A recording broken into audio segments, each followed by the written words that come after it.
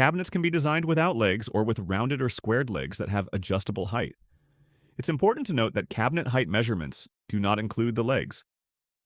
Legs are primarily design and rendering elements.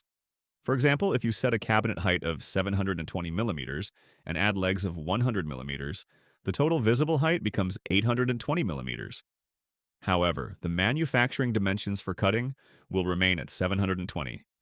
This ensures accurate material calculations while still providing realistic visualization.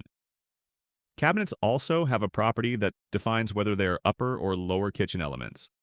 When set to upper, their Z location is automatically positioned at the predefined value.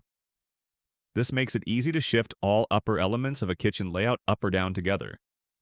Once a cabinet is defined as an upper element, you cannot add legs to it. And if a cabinet already has legs, you cannot set it as an upper element.